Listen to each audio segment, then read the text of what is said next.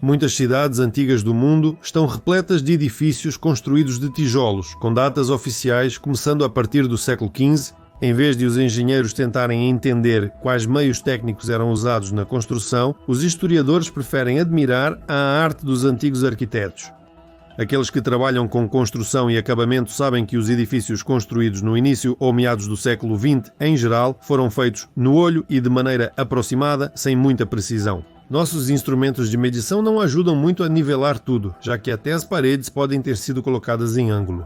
E se você verificar bem os ângulos nos prédios modernos, verá que eles também não foram feitos com tanta precisão assim. Os prédios de vários andares também são um pouco tortos no topo. O desvio vertical pode chegar a 20 cm a cada 2 ou 3 andares. Mas isso não é exatamente crítico, não há nada de assustador nisso. Em construções novas, pequenas fissuras nas paredes e outros detalhes menores são aceitáveis, não sendo um problema para a estrutura como um todo. Vamos analisar a construção dos edifícios modernos. Primeiro, a fundação é feita, estacas são cravadas e a laje é concretada. Depois vem a estrutura monolítica de ferro e concreto. Em prédios baixos, utiliza-se a mesma fundação e uma cinta de concreto armado. A principal característica desse tipo de construção é a velocidade. Um prédio de 18 andares é erguido em poucos meses. Isso é uma vantagem, mas também há desvantagens. Os apartamentos têm paredes finas. No inverno, o aquecimento das ruas nas cidades eleva a temperatura em alguns graus. Na China, as casas são projetadas para durar 30 anos. Depois, são demolidas e reconstruídas do zero. Passemos agora para as casas de tijolos, construídas, segundo historiadores, entre os séculos XV e XV-II. Vamos ver qual é a diferença em relação à nossa construção. Fiquei curioso sobre como o Kremlin de Nizhny Novgorod, do século XV, está situado na beira de uma encosta. Enquanto isso, a encosta de argila não deslizou para o rio por anos. Em um artigo, um cientista narra uma história peculiar. Acontece que sob a muralha há uma laje poderosa feita de pedra bruta. Isso soa estranho. Um aterro de pedras não pode ser uma laje. Aterros assim são feitos aqui para estradas. Eles são compactados em camadas com rolos de muitas toneladas. No entanto, nas estradas, frequentemente aparecem buracos. Então, comparar fundações e aterros não faz muito sentido. Essa é a primeira diferença. Em 300, 500 anos ou até mesmo em 100, aterros feitos de pedra. Com certeza vai causar um assentamento desigual e as paredes vão rachar. Um assentamento de apenas 5 cm já é suficiente. Os construtores modernos sabem disso. A próxima diferença é a argamassa para assentamento de tijolos. Nós fazemos argamassas à base de cimento, enquanto eles usam cal. Essa argamassa endurece muito devagar. A argamassa de cal líquida entra em reação química com o gás carbônico e assim endurece. E a largura da alvenaria deles é de 1 metro ou mais. Isso significa que, dentro da alvenaria, a cal vai endurecer muito devagar durante vários meses e, se a fundação for fraca, a parede vai rachar. Para que isso não aconteça, será preciso assentar os tijolos muito devagar. Colocou algumas fileiras e espera algumas semanas até endurecer. Não faz sentido. Esses 3 ou 4 andares podem ser construídos em vários anos, pelo volume da construção. Temos o fato de que no século XV usavam algum tipo de química para endurecimento rápido. Em seguida, a alvenaria. Nós construímos basicamente caixas retas, mas nossos antecessores conseguiam construir estruturas muito complexas. Até mesmo casas pequenas comuns eram feitas com arcos, abóbadas e uma grande quantidade de ornamentos de tijolo. Para nós isso é caro, difícil e demorado. E também não podemos esquecer que o prédio está sobre uma fundação fraca e durante essa construção é preciso lembrar o tempo todo que o edifício está em uma base fraca e a argamassa ganha resistência muito lentamente. E assim chegamos a mais um enigma. Claro, esse enigma não é para todos. Um dos muitos mitos científicos é que a argamassa era feita com ovos. Para esse tipo de construção, medições precisas dos níveis das paredes são essenciais. Desvios podem levar à destruição das paredes durante a construção. Muitos provavelmente já viram ou ouviram falar de uma bela casa construída aparentemente seguindo todas as regras, mas que acabou rachando ao meio. É claro que nesse caso a culpa é dos pedreiros não qualificados. A casa é construída sem projeto, apenas com base em chamadas imagens alegres. Tem fundação, tem cinta de amarração, mas mesmo assim aparecem rachaduras nas paredes. Atualmente, durante a construção e o acabamento, geralmente são usados 2 níveis a laser de 16 linhas. Este é um nível a laser com fixação do feixe, bem como outros equipamentos. Existe uma geometria fractal e a geometria de Lobachevsky. Esse é o cara que inventou fórmulas e leis engenhosas. E agora temos níveis falsos em superfícies curvas e lasers falsos. Aí está a sua matemática. Isso traz muitos problemas para os acabadores inexperientes. E como sair dessa situação? Sim, é muito simples. Onde for possível, use um fio em vez de um compasso ou dobre um tubo de plástico até o raio necessário, mas isso é para ambientes pequenos. Na televisão mostraram como com lasers desenham qualquer edifício no ar com qualquer tipo de superfície. Seria ótimo construir depois, seguindo esses desenhos. Parece mágica, mas por enquanto é muito caro. E aqui está outro método dos pedreiros. Para não perder tempo medindo os níveis, eles colocam um molde de tábuas nas futuras aberturas. O nível vertical pode ser verificado com prumos, é simples. Para o nível horizontal, também bastam alguns prumos, mas isso serve apenas para trabalhos em ambientes pequenos. Para uma distância de 30 a 50 metros, é necessário um bom instrumento óptico e também são necessários fios muito resistentes. Mesmo hoje, nem todo fio de nylon serve para esse problema. Eles se esticam e cedem vários centímetros. Mas no século XV parece que esse problema não existia. Agora é possível encontrar à venda com dificuldade em lojas de pesca. E é isso que temos que usar quando o trabalho acontece em um ambiente com mais de 70 metros. Todos os outros meios apresentam um erro de 3 a 5 centímetros. Ou seja, com uma corda comum, isso não dá para fazer. Talvez houvesse algum segredo engenhoso que os construtores de hoje não conhecem. E também é preciso um projeto. Se for uma casinha pequena, algum pedreiro super experiente pode até construir só com aquelas imagens divertidas, mas um prédio grande ele já não vai conseguir fazer. Ainda mais porque lá vão trabalhar várias equipes. Cada pedreiro tem a sua própria espessura de junta. Na alvenaria de tijolos, isso parece imperceptível, mas uma diferença de até 1 milímetro já dá 1 centímetro a mais a cada 10 tijolos. E se forem 50 tijolos? No final, nada combina com nada. Vamos dificultar a tarefa. Na construção de um edifício com geometria complexa, são necessárias medições e controle ainda mais precisos. É por isso que é essencial ter um projeto. No projeto é preciso levar em conta a amarração do tijolo e observar ainda muitos outros detalhes técnicos. Se tudo isso não for considerado previamente, a casa desmoronará durante a construção. Portanto, é preciso um projeto que indique cada fiada de tijolo e os cortes nos pontos cruciais. Tudo isso é necessário não só para os construtores. E mais uma coisa, nessas construções foi utilizado tijolo de diferentes formas e tamanhos. E como calcular a quantidade de tijolos diferentes, suas formas e tamanhos? Então, é preciso construir uma fábrica ao lado com toda a variedade de tijolos. De novo, é necessário um projeto para cada um, onde esteja indicada cada fiada da alvenaria. Então, essa foi a teoria. Agora vamos passar para a prática e construir uma casa, mas sem ferramentas e técnicas modernas. Historiadores relatam que, quando o ferro era escasso, guerras eram travadas por causa dele. É exatamente assim que nos apresentam o século XV. Imagine que você é um boiardo. Veio à cabeça a ideia de arrumar o ninho da família. As finanças estão em ordem. Você viu que o vizinho tem uma casa grande, mas a gente precisa de uma ainda maior, uns 50 metros a mais e anexos. E aí está o primeiro problema. Vamos ter que contratar um arquiteto genial. De onde? Naturalmente da Itália. Tem que ser assim para as pessoas entenderem e ficar registrado na história. Deve-se supor que havia muitos arquitetos italianos em qualquer taverna. Era só escolher qualquer um. E então o mais genial começa a trabalhar e a construção se inicia. O primeiro problema, arquiteto estrangeiro. Mas na verdade todos deveriam falar russo perfeitamente e entender o sistema métrico, imperial, eslavo antigo e outros e converter os dados com a velocidade de uma calculadora. Conhecer os padrões europeus e russos dos materiais de construção produzidos, as marcas dos metais na tecnologia. O projeto foi aprovado. Vamos em frente. Precisamos de um desenho para cada fileira. Quantas folhas de papel de meio metro por 1 metro vamos precisar? Vamos usar a escala de 1 para 10. Vamos adicionar todos os nós e cortes. Temos 4 andares, no mínimo 15 metros de alvenaria. Se calcularmos, isso dá mais ou menos 5 a 6 mil folhas de papel. Quem não acredita, pode tentar sozinho. Vamos pegar uma caneta, tinta e um papelão áspero. O desenho deve ser o menor possível, mas ainda legível. Além disso, não se deve esquecer que o projeto não é feito em uma única cópia. Próxima pergunta. Quantas pessoas e quanto tempo são necessários para desenhar tudo? E não apenas escribas, mas especialistas que realmente entendem de alvenaria.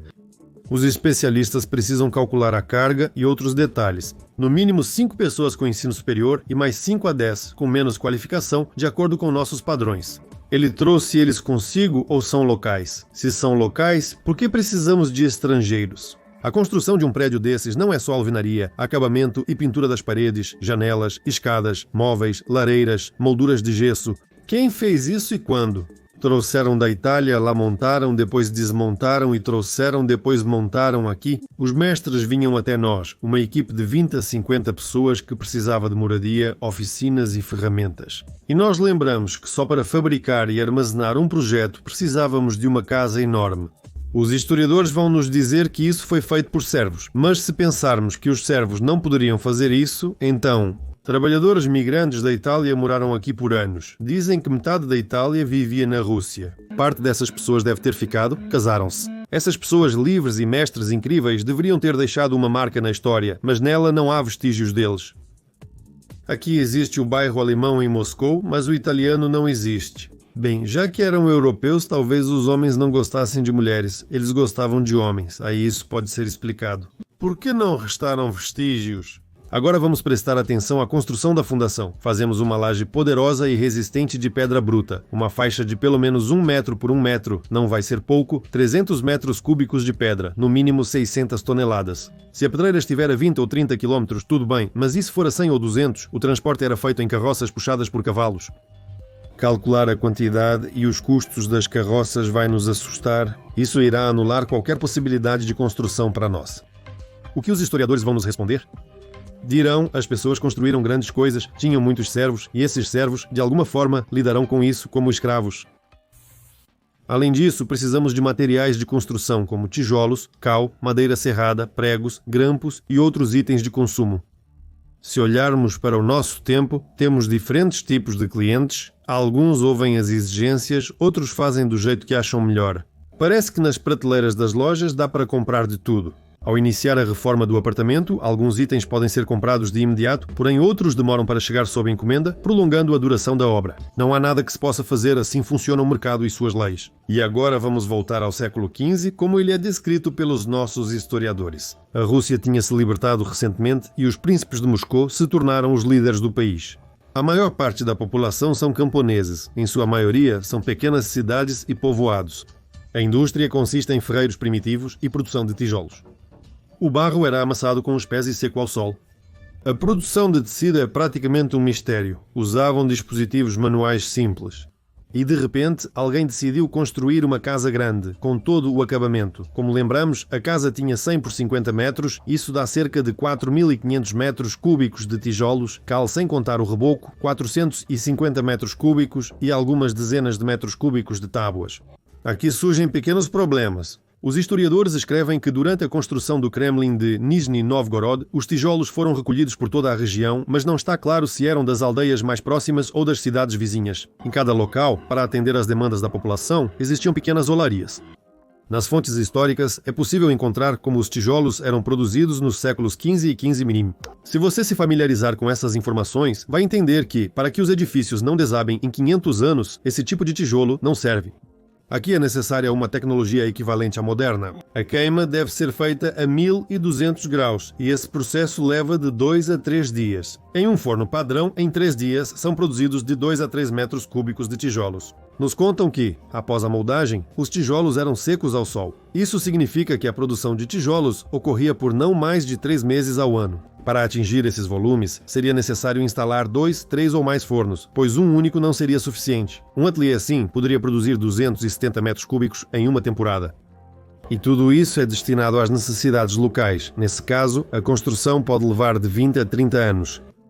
Ou simplesmente é preciso aumentar a produção várias vezes. E aí novamente começam os problemas. É preciso construir muitos fornos para a queima, contratar e treinar pessoal, comprar ferramentas adicionais, encontrar carvão. Isso é muito carvão. E depois de cumprir o pedido, tudo isso não será mais necessário. Ninguém sensato trabalhará para ter prejuízo. Isso se aplica à extração, queima, cal e produção de carvão vegetal. É preciso conseguir ferreiros, extrair e fundir ferro em algum lugar. E novamente é necessário tijolo de carvão. Tudo isso precisa ser transportado, cavalos adicionais, carroças, trenós, os cavalos precisam de feno, grãos. E essa roda de problemas vai crescendo como uma bola de neve. Na prática, o transporte por longas distâncias encarece muito todos os materiais. Mesmo que tudo isso seja providenciado, o seguinte acontecerá. De acordo com dados históricos, a quantidade e a densidade populacional naquela época eram tão pequenas que para conseguir conciliar todos esses fatores, Seria preciso supor que nesses processos participaram mulheres, crianças, idosos e ainda seria necessário inventar algumas outras camadas da população. Ou então, tudo isso foi construído de forma altamente tecnológica, automatizada, robotizada, computadorizada, com o uso de equipamentos semelhantes aos modernos ou talvez até mais avançados. Sim, alguns pesquisadores propõem essa versão, olhando para o que foi construído na Idade Média. Então vamos voltar à construção daquela época, de acordo com a versão da história oficial. Precisamos construir 100x, 50 metros com paredes de mais de 1 min de espessura e geometria extremamente complexa. Quantos pedreiros qualificados nós precisamos? Um pedreiro de quinta categoria assenta de 1,5 a 0,5 metros cúbicos de tijolos por turno, dependendo da complexidade. Pego 1,5 metros cúbicos e multiplico por 360. Dá 540 metros cúbicos por ano que uma pessoa assenta. E 10 pessoas em um ano constroem uma casa dessas, como realmente acontece. A geometria do edifício é complexa, então não dá mais que 1 metro cúbico por dia. As pessoas conseguem trabalhar na construção 360 dias por ano? Definitivamente não, só quando está quente lá fora, sem chuva, então são 90 dias por ano. E por dia não mais que 1 metro cúbico, então dá 90 metros cúbicos para a estrutura, 4.500 metros cúbicos e mais 1.500 metros cúbicos para as paredes internas. De quanto tempo e quantas pessoas precisamos para resumir? Para isso, serão necessários centenas de cavalos, carroças e pessoas para cuidá-los, alimentá-los e guiá-los. Serão necessários pelo menos 50 trabalhadores desse tipo. Um arquiteto genial, apenas um. Pessoas para desenhar o projeto, pelo menos 5 ou mais, de preferência com ensino superior. Pedreiros experientes que conhecem geometria e álgebra, mais de 10 pessoas. Carpinteiros e telhadores, 10, também com formação. Gesseiros, pintores. E ainda alguém deve fabricar móveis, escadas, caixilhos de janelas, portas, naturalmente seguindo os moldes italianos. E um espaço para armazenar e secar madeira serrada. É um espaço grande, uma oficina. Especialistas frequentemente faziam ladrilhos de pedra para o chão. Eles precisavam de ferramentas para cortar e polir pedra, um espaço de trabalho, um espaço para os projetistas trabalharem e para armazenar milhares de folhas de projetos. Tudo isso precisava ser protegido para não ser usado como lenha ou na construção das casas. Pedreira, onde extraem e quebram pedra bruta, pá, picareta, marreta, martelo, cunha, cavalos, carroças, ração para os cavalos. E onde está então essa pedreira onde podem manualmente extrair 300 metros cúbicos de pedra por ano? Quantas pessoas devem trabalhar? Não menos de 20. E eles ainda precisam de roupas e calçados. E quanto à extração e queima da cal? Tudo é igual, só que ainda é preciso adicionar fornos para a queima, que precisam ser regularmente consertados e mantidos em funcionamento. Carvão vegetal também é essencial, o que requer pessoas para derrubar árvores, produzir carvão, além de cavalos, ração, ferramentas, machados, serras, pás, calçados, roupas e madeira de construção. Cortar toras em tábuas. Quem já cortou toras em tábuas sabe o que isso significa. E sem tecnologia moderna, para tudo isso é necessário uma ferramenta de ferro resistente. Extrair e fundir ferro e fabricar uma enorme quantidade de ferramentas de qualidade. E lembre-se, isso é oficialmente o século XV. Novamente, são necessários tijolos, carvão, roupas e calçados. Precisa-se de dezenas de ferreiros experientes com boas ferramentas. A produção de tijolos é de centenas de metros cúbicos por ano. E não é um tijolo comum. O nosso é feito sob encomenda, em diferentes formas e tamanhos, com uma queima de altíssima qualidade para suportar todo esse peso. E tudo de novo em círculo. É preciso carvão, ferramentas, roupas, calçados e assim por diante. Se fosse só isso. Agora vem a logística. Precisamos transportar centenas de toneladas de cargas em cavalos. Carroças, trenós, ferraduras e arreios aos montes, talvez até milhares. Alguém tem que fazer os trenós e carroças, trabalhar o couro, costurar os arreios. Reparo de estradas. Centenas de cavalos percorrem as estradas e são guiados por pessoas. Seria bom se, naquela época, todos os territórios fossem traçados por estradas retas que não fossem tomadas pela floresta, sobre as quais os pesquisadores mencionam repetidamente. Isso explicaria a possibilidade de transportar tal quantidade de cargas. Mas e se não for assim? As pessoas precisam de um lugar para passar a noite e algo para comer. Cavalos, sob esforço físico, precisam comer 5 a 6 quilos de aveia e 10 a 12 quilos de feno por dia. Temos centenas deles na estrada. É necessário preparar e levar a ração para o local e hora corretos. Alguém precisa gerenciar tudo isso. E tudo isso é causado por uma única construção, de um prédio nem tão grande assim, só 100 por 50 metros. Esses dados são bem reais, alguns até nem foram considerados, dá para pegar e calcular em quilos, metros cúbicos, rublos, fábricas, pessoas e assim por diante. Tudo quantificado, comprovadamente qualquer pessoa poderia se dedicar a isso. mas na prática tudo isso pode resultar em uma tese de doutorado bem interessante, do tamanho de um livro. Oficialmente, ninguém dará esse tipo de tarefa a ninguém. Pelo contrário, farão de tudo para que isso nem passe pela cabeça de alguém.